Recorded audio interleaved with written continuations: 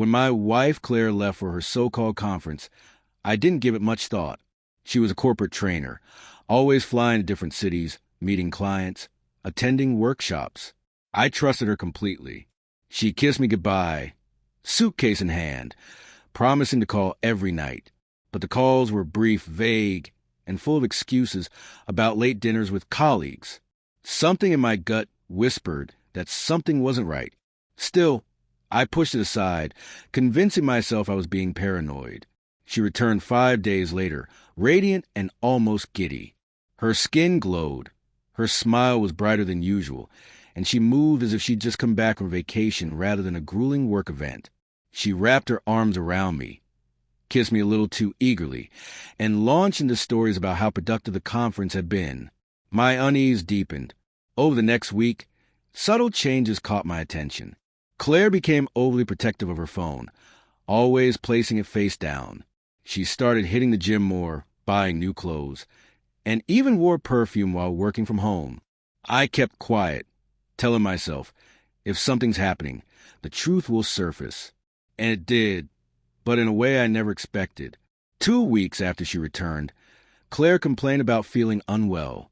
Nausea, fatigue. She even joked that maybe she caught a bug at the conference. I suggested a doctor's visit, and she surprisingly agreed. She brushed it off as stress, but I knew there was more. When she returned from the appointment, she looked nervous but didn't say much. A few days later, an envelope arrived in the mail. Her lab results. Claire wasn't home, and curiosity got the better of me. I opened it, expecting something minor, but what I saw stopped me cold.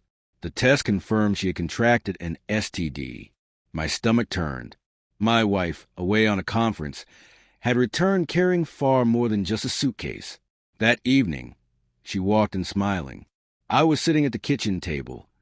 The results spread before me. She froze, color draining from her face, her radiant smile gone. "Where did you get that?" she stammered. My hands trembled slightly, but my voice remained calm. "It came in the mail. Care to explain?" Her excuses tumbled out.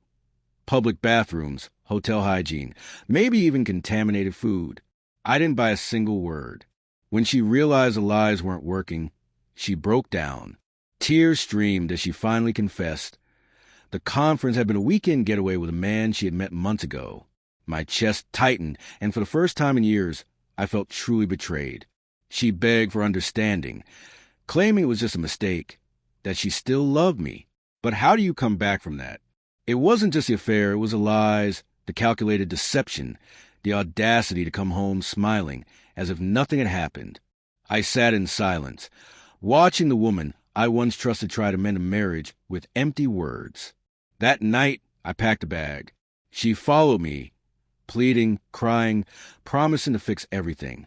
But my mind was made up. I told her I couldn't stay married to someone who not only betrayed me, but also put my health at risk without a second thought. Her sobs echoed as I closed the door behind me. Months have passed since then, and I rebuilt my life, piece by piece. Claire tried reaching out, apologizing over and over, but I never looked back. The memory of her glowing after that conference, only for the truth to shatter everything, still lingers. If there's one thing I've learned, it's this. The smile of a liar can hide the ugliest truths.